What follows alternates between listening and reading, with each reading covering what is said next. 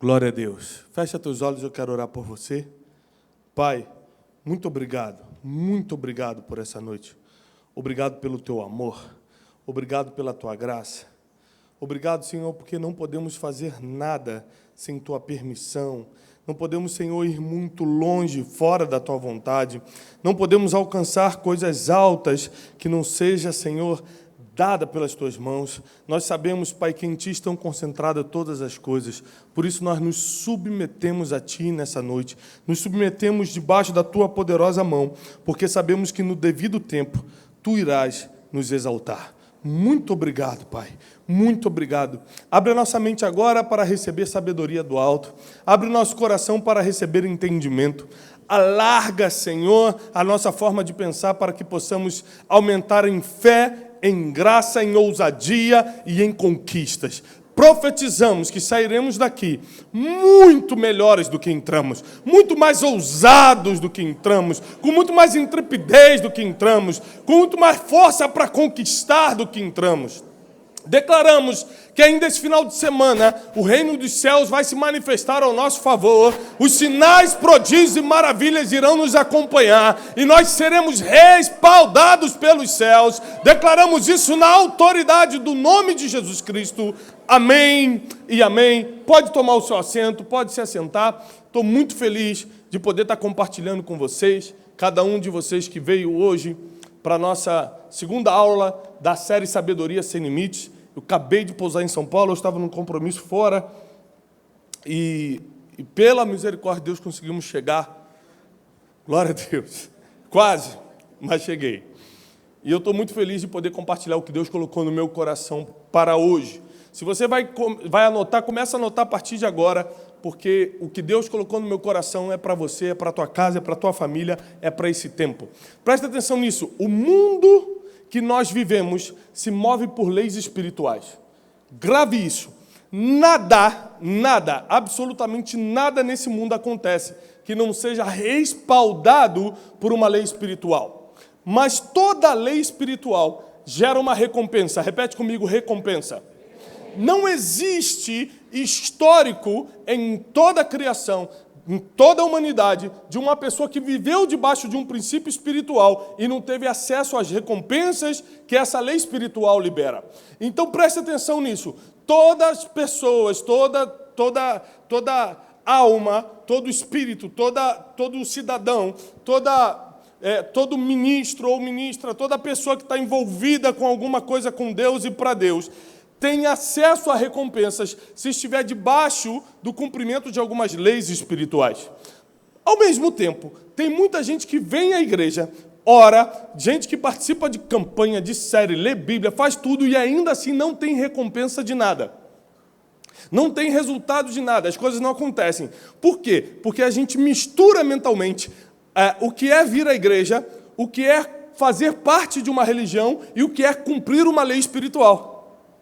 Então, como a gente não entende essa diferença, a gente acha que vai ter o mesmo respaldo que Deus dá para outro. Então, a pessoa está na mesma igreja que você, recebendo do mesmo altar que você, lendo a mesma Bíblia que você, e tem resultados muito melhores do que você. Aí você acha, claro, Deus deve estar abençoando mais ele. Deus não tem favoritos. Ele não abençoa mais um do que o outro. Isso não existe na lei de Deus, isso não existe na mente de Deus. Deus tem todos como filhos. O que acontece é que uns são recompensados porque praticam leis espirituais que outros jamais praticaram. Aí, quando a gente vê alguém sendo abençoado, a gente quer ou criticar, ou julgar, ou a gente simplesmente não entende no nosso coração que existe uma bênção reservada, uma recompensa divina, existe algo que é separado exclusivamente para quem está debaixo de leis espirituais. E hoje, nessa segunda aula da série Sabedoria Sem Limites, eu quero te ensinar algo que somente com sabedoria você vai poder alcançar. É uma lei espiritual e eu considero uma das mais poderosas leis que a Bíblia coloca para a vida de um ser humano. Presta atenção, qualquer ser humano que não for maduro vai ter muitos problemas na vida. Só que é impossível alcançar maturidade sem sabedoria. Existem pessoas que têm 40 anos e são mais crianças do que outros que têm 20 anos. Maturidade não tem a ver com idade, tem a ver com batalhas vencidas, com experiências vividas, com entendimento, conhecimento adquirido. Maturidade não são anos vividos, mas são batalhas que você venceu e aprendeu com elas, a ponto de assumir responsabilidades e ser fiel às responsabilidades que você assumiu. Então você precisa entender que sem sabedoria, jamais você será maduro. Sem maturidade, os problemas vão se alastrando para várias áreas. Maturidade que te dá um poder de evitar problemas. Às vezes você, porque não é maduro, vira o rosto para alguém que você não gosta, mas esse alguém seria a bênção que Deus colocaria na tua vida daqui a 2 semanas, alguém que abriria uma porta de emprego. Alguém que te convidaria para um lugar estratégico, ali você conheceria outras pessoas que determinariam o seu futuro. Mas por uma imaturidade, repete comigo, imaturidade. Por uma imaturidade, você vira o rosto, deixa de falar com alguém, você faz algo que muda completamente o seu destino. Então nós queremos ser maduros, maduros financeiramente, maduros emocionalmente, maduros na família, maduros como pai, maduros como esposo e esposa, maduros como cristãos, mas na verdade a maturidade é fruto da sabedoria. Então a gente quer alcançar a sabedoria, a gente quer alcançar a maturidade sem passar pela escada da sabedoria. Isso é impossível. A palavra que eu quero compartilhar com vocês hoje, você só vai entender, se entender ou se compreender os degraus da sabedoria, o próximo degrau, a maturidade, e o último degrau, as leis espirituais. Repete comigo, sabedoria, maturidade e as leis espirituais. Abre comigo, por favor. Nós vamos ensinar essa lei espiritual hoje, que eu acredito que vai mudar muita coisa na sua vida. Romanos capítulo 12, versículo 21. Romanos, capítulo 12, versículo 21, diz assim: não se deixe vencer pelo... Não, você tem que repetir. Você está numa sala de aula. Não se deixe vencer pelo... Não se deixe vencer pelo... Mas vence o mal com o... Aqui vai exigir um pouquinho da sua inteligência agora. Oração resolve o mal? Subir ao monte resolve o mal? Você pedir muito a Deus para te livrar do mal resolve o mal? Não, porque a Bíblia deu aqui a arma, a única arma que pode vencer o mal. A única arma que derruba o mal é fazer o... Então, muitos males vêm sobre a nossa vida e continuam ali, porque nós queremos, com oração ou outras armas, destruir o mal, enquanto a Bíblia diz que essa não é a arma que destrói o mal. A arma que destrói o mal é fazer o bem. Então, nós vamos falar sobre 3 níveis de bondade, que se você não entender hoje, a bondade é uma lei espiritual, que pode mudar os resultados e as recompensas da tua vida. A bondade é uma lei espiritual, que pode mudar completamente os resultados da tua casa, dos teus empreendimentos, da tua vida cristã, da tua empresa, dos teus filhos. Mas você precisa entender que bondade não é algo simplesmente que nasce no seu coração, não é porque você nasceu bonzinho ou nasceu mal, é uma construção, é uma conquista, e é muito difícil ser bom. Bondade é só para exclusivos. Bondade é só para nobreza, é para elite. Para ser bom, você vai precisar entender que é dificílimo, porque você vai ter que passar por vários tratamentos a ponto de chegar no topo da montanha da bondade, que é quando você começa a herdar promessas que jamais sonhou em viver. E a primeira dificuldade que a Bíblia coloca, nós vamos falar das dificuldades dessa escada da bondade. Que depois que você está mais maduro, você começa a buscar bondade. Você jamais vai buscar bondade se não for sábio, se não for maduro. Porque a bondade não tem sentido para quem não tem sabedoria. Aí a Bíblia vem em Romanos capítulo 12, 21 e diz: não se deixe vencer pelo mal. Quem aqui já passou ou está passando por algum tipo de mal na vida? Levanta a mão. Calúnia, falta de dinheiro, problema no relacionamento. Meu Deus, falando de... O pessoal ali está... Diáconos, vamos fazer oração no final. Vai ter oração. Estou vendo que o pessoal está precisando. Repare isso. Você está vivendo algum tipo de mal. Como é que você está combatendo o mal? Olha que ignorância. Porque as pessoas gostam de atribuir ao diabo a função de maior inimigo do ser humano, enquanto ele não é. O maior inimigo do ser humano é a ignorância, porque o diabo só pode agir através da ignorância. Se você tem conhecimento, ele não tem liberdade para agir. Logo, o seu maior inimigo é a falta de conhecimento.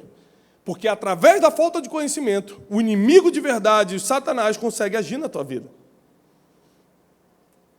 Então, por falta de conhecimento, a gente está tentando combater o mal com armas que não combatem, não têm efeito sobre o mal. É como você tivesse tentar matar um bandido de verdade com uma arminha de água. Aquelas arminhas de água. Vai ter efeito? É assim que a gente está lutando contra o mal. A única forma de lutar contra o mal é fazendo o bem. Repete comigo, fazer o bem. Agora vai começar a dificuldade. Fala assim, pastor, é muito fácil fazer o bem. Eu sou tão bom. Você vai ver se é fácil. Lucas capítulo 6, versículo 33. Começa a dificuldade. Se vocês fazem o bem, Lucas capítulo 6, versículo 33. Se vocês fazem o bem, somente ao que vos fazem bem, que recompensa tereis? Repete comigo, recompensa. Até os ímpios fazem assim, diz a Bíblia. Vou repetir esse versículo. Se vocês fazem um bem, somente para quem te faz o bem, que recompensa, que resultado, que promessa você vai herdar, se até os ímpios só fazem bem para quem faz bem? Primeira dificuldade, a bondade para Deus só conta quando você é bom com alguém que não merece.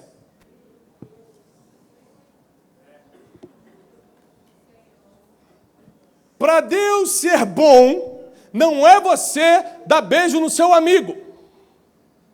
Não é você ser fiel ao seu patrão que te trata como filho.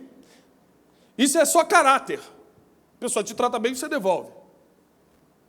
Ser bom para Deus é você fazer o bem para quem te fez mal. Para pensar quem te ofendeu agora. Para pensar quem botou o dedo na tua cara. Para pensar quem falou de você por trás, nas costas. Para pensar na pessoa que tirou teu dinheiro que não era para tirar. Para pensar na pessoa que te fez o mal dentro da tua família. Para pensar numa pessoa que criou algo contra você. Para pensar nas pessoas que te machucaram. Para pensar nas pessoas que te venderam, te traíram, te sufocaram, te frustraram. São essas pessoas que você vai ter que fazer uma lista e começar a fazer o bem para elas.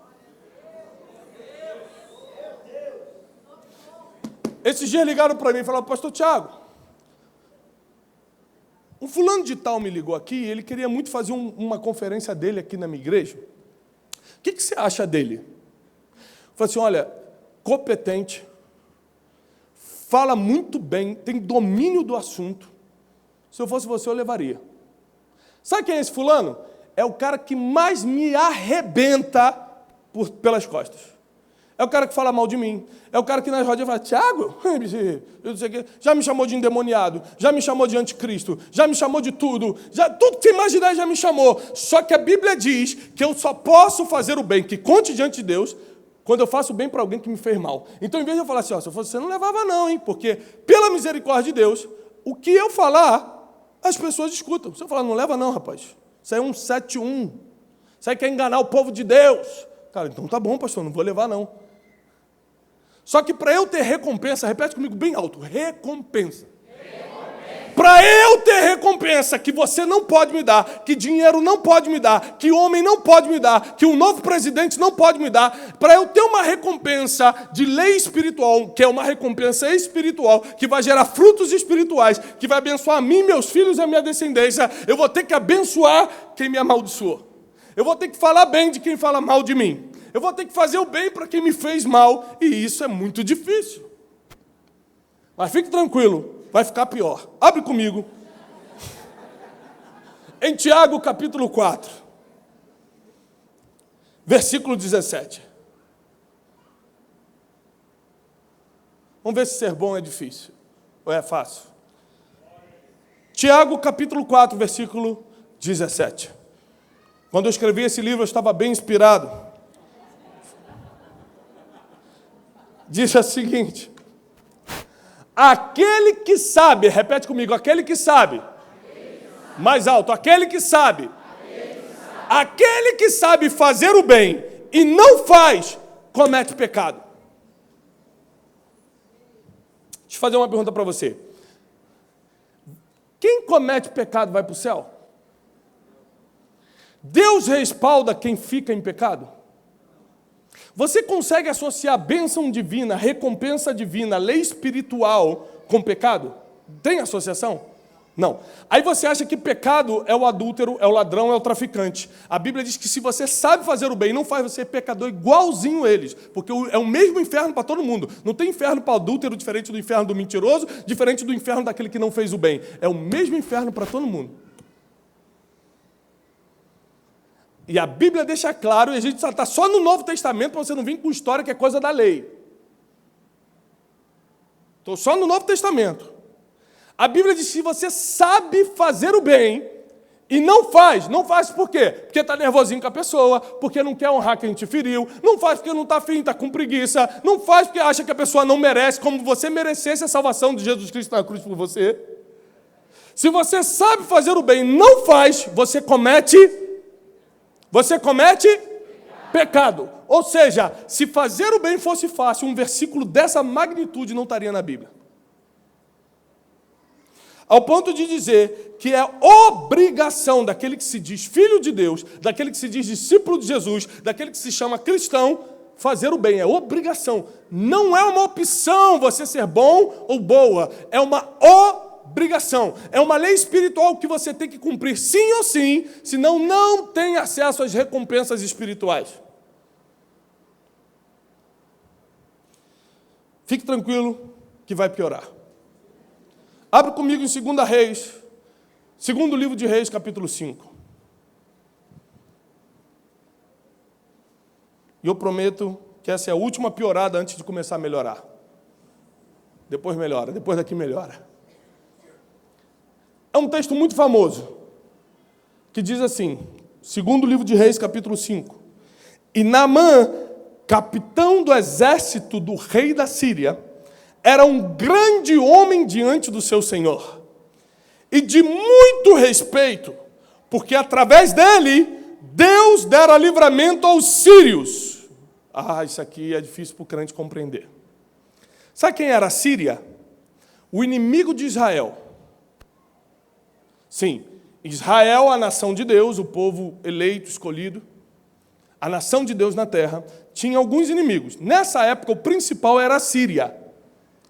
E o general, o capitão do exército da Síria, teve vitória sobre os judeus, teve vitória sobre Jerusalém, sitiou e conquistou Israel. E a Bíblia diz que quem fez isso foi Deus, através das mãos de Naamã. Sim, Deus estava com o inimigo, Deus estava com Naamã, que nunca entrou numa sinagoga, que não era do povo de Israel, que nos dias de hoje a gente chamaria de mundano, de profano, e deu vitória para ele, e não para quem estava dentro, e não para quem era de Israel. Não pense que Deus fica do teu lado só porque você vem à igreja. Não pense que Deus ama mais você do que quem está lá fora se afundando em pecado hoje. Porque para isso, Deus não faz acepção de pessoas. Deus está atento ao coração e não à religião.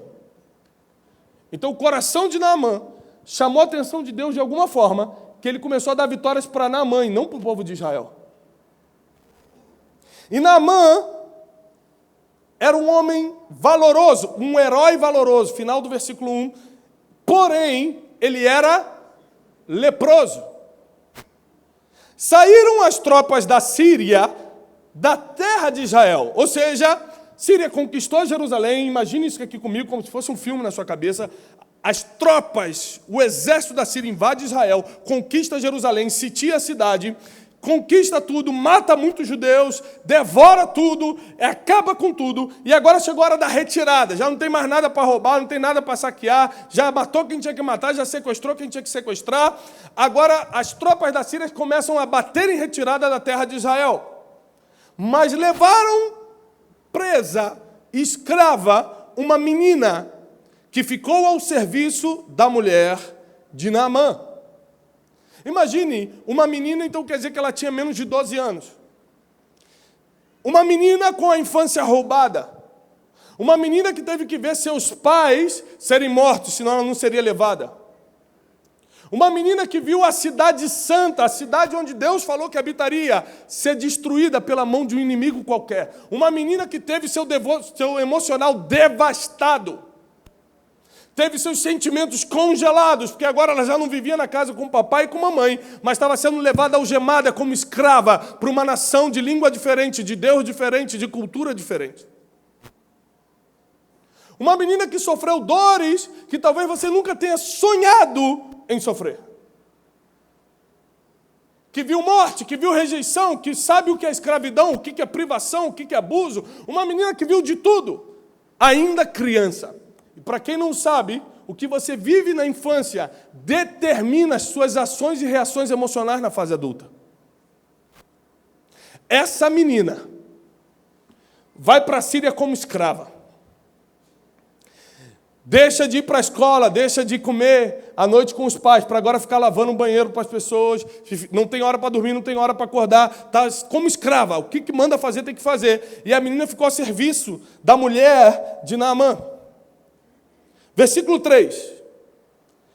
E a menina disse para sua senhora, para a mulher de Naamã, quem me dera, se o meu senhor Naamã estivesse diante do profeta que está em Samaria, ele o restauraria da sua lepra. Aquela menina que podia estar cheia de dor, ou talvez estivesse, que estava cheio de rancor, talvez estivesse, ou talvez não, a Bíblia não relata. Talvez estivesse com as suas emoções completamente destruídas, devastadas. Ela olha para o homem que a sequestrou, ela olha para o homem que a tirou dos seus pais, provavelmente o homem que deu a ordem para matar toda a sua família. Ela olha para aquela pessoa que fez muito mal a ela, e vê que ele está leproso. Em vez de falar o que provavelmente nós falaríamos, bem feito, é a mão de Deus, para aprender a não sequestrar a menininha. Bem feito, Deus está fazendo justiça. Não é assim que a gente faz? Dá até uma espiritualizada no final para ficar forte. Agora você vai ver a mão de Deus. Em vez de ela julgar, em vez de ela jogar uma macumba gospel em cima dele, uma mandiga espiritual, bíblica, em vez de ela fazer alguma coisa dessa, ela falou, quem me dera você estivesse diante de um profeta que ainda está lá em Samaria, que restou dessa destruição, ele te curaria, ele restauraria a sua lepra. Ela vê todo o mal em volta dela e resolve usar a única arma contra o mal. Ela fez o bem.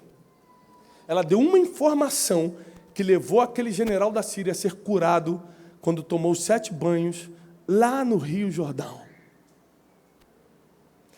Quando você faz o bem, você cumpre uma lei espiritual que gera uma recompensa imensurável para a sua vida. Essa menina está sendo comentada 3.000 e poucos anos depois aqui em Alphaville. Isso aconteceu em Israel, na Síria, no Oriente Médio. E a gente está aqui falando dela, sabe por quê? Porque ela entrou para a história. Por quê? Porque orava muito? Porque subia no monte? Porque era uma menina muito dedicada a Deus? Não. Porque ela fez Mas fez o bem para quem fez o bem para ela? Não. Ela fez o bem para a pior pessoa da vida dela. Se você quer ser relevante, marcar história, quer mostrar que tem sabedoria de Deus, quer mostrar para as pessoas o que é ser filho de Deus, o que é seguir a Jesus, você tem que estar preparado para cumprir a lei espiritual da bondade. E a bondade para Deus, gostaria de repetir e enfatizar, só vale quando você a faz para quem não merece. Para quem não merece a sua bondade. Para quem não merece sua compaixão. É para essa pessoa que você tem que usar a arma da bondade. Essa menina entra para a história e recebe sua recompensa espiritual. A pergunta é, qual o seu nível de bondade hoje? Porque a Bíblia bota muitos conceitos de bondade. Se você pode fazer o bem, se você sabe fazer o bem e não faz, você comete pecado. Coloca na categoria de pecado. Se você faz o bem, só para quem te faz o bem, que recompensa você vai ter? Coloca na categoria de resultado, de recompensa. Se alguém te fizer mal, vença o mal fazendo o bem. Coloca na categoria de arma espiritual. Grave isso. Fazer o bem não é só uma obrigação, é uma arma espiritual. Não tem como combater problemas espirituais com armas naturais. Você pode conquistar toda a inteligência emocional do mundo. Se o problema for espiritual, de nada valeu 30 anos de curso sobre inteligência emocional. Problemas espirituais se combatem espiritualmente, e a maldade é um problema espiritual. E a bondade é uma arma espiritual. Você nunca vai ver uma pessoa boa que não compreenda a vida espiritual. Agora, não confunda. Nem todo crente é bom. Ser crente não te faz uma pessoa boa. Eu conheço gente do mundo que é melhor do que pessoas que estão aqui dentro. A bondade ela não é a exclusividade de uma religião. A bondade tem impacto com o coração. Então tem pessoas lá fora que ainda não conheceram isso aqui, ainda não conheceram Jesus, ainda não tiveram uma experiência com Deus. Mas a bondade já está nela. Mas também a Bíblia diz que bondade não te leva para o céu. A bondade só vence o mal. É por isso que você tem que ler a Bíblia, para você não confundir, achar que a bondade é uma arma que vai te levar para o céu. Não vai. A arma só vence o mal. Quem te leva para o céu é confessar Jesus Cristo como Senhor e Salvador. Então a pessoa pode ser muito boa lá fora, morrer e foi para o inferno. Porque a bondade não leva ninguém para o céu. Agora, o mal não toma conta dessa pessoa enquanto ela estiver aqui na terra, porque a bondade é uma arma espiritual para ela, ainda que não esteja aqui. É por isso que você tem que entender que tem gente, proporcionalmente falando, tem mais pessoas do mundo ricas ou mais evangélicos ricos? Muito mais, não tem nem comparação. Mas Deus não é o dono do ouro e da prata? Não é isso que a gente fala? E por que a gente não tem posse do ouro e da prata? Porque não é porque você aceitou Jesus que vai ter dinheiro. Dinheiro envolve outros princípios que quem está lá fora, apesar de pode morrer para o inferno, mas aqui está cumprindo o princípio, está herdando as promessas financeiras, pelo menos. E você está aqui dentro e não está herdando porque não está praticando os princípios. A salvação está garantida. Ó, parabéns. Daqui a 50 anos você parte dessa para melhor. Alguns antes, outros bem antes. Estou vendo por aqui alguns... Tem mais alguns meses. Aproveite a terra. Mande um abraço para o apóstolo Paulo quando chegar lá.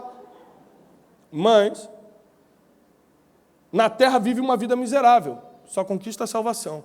Então, se você entender a Bíblia, você vai entender que cada arma serve para destruir alguma coisa. Que cada princípio serve para herdar um tipo de promessa. Que cada lei espiritual gera um tipo de recompensa. Se você não confundir isso, sua vida vai entrar em equilíbrio. Agora fala comigo bem alto. Equilíbrio. Equilíbrio. Só a maturidade pode te trazer equilíbrio. E quando você se torna uma pessoa madura, o próximo passo é se tornar uma pessoa boa. Você parte para o nível da bondade. Porque a maturidade é o que faz você se colocar no lugar da pessoa que te fez mal e falar assim, mas eu vou fazer bem para ela. Quem vai ficar sem dormir sou eu. Quem vai ficar se remoendo, daqui a pouco desenvolver um câncer psicossomático por causa dessa raiva, dessa angústia, por causa desse ódio que eu estou, sou eu. Aí a pessoa madura é tão inteligente, é tão sábia que ela fala assim, eu vou perdoar logo. Eu vou abençoar ele logo.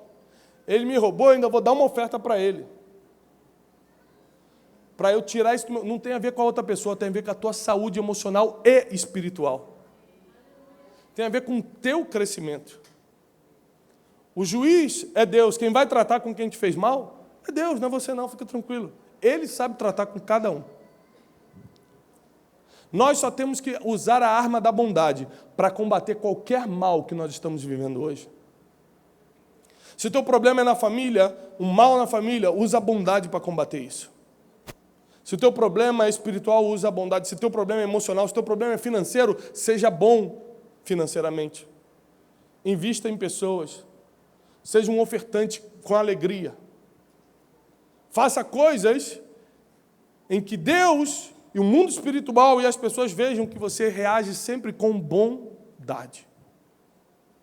É a única forma de você crescer, é a única forma de você prosperar, é a única forma de você alcançar lugares altos.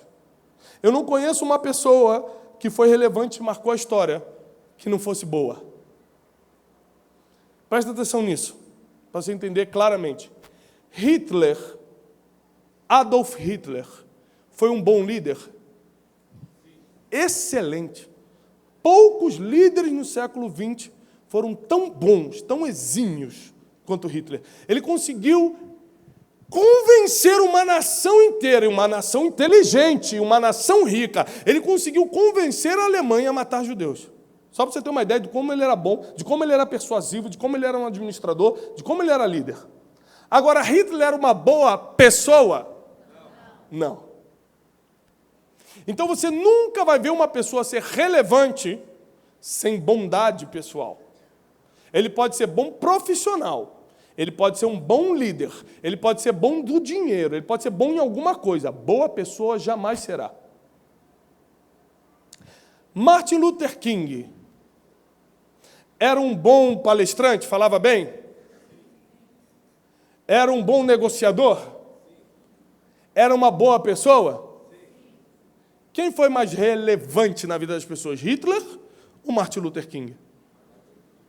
Se hoje os negros podem entrar no restaurante e comer, podem votar, você deve a um homem chamado Martin Luther King, que lutou pelos seus direitos antes de você nascer, que tomou um tiro aos 39 anos para que hoje você pudesse ter os mesmos direitos que os brancos.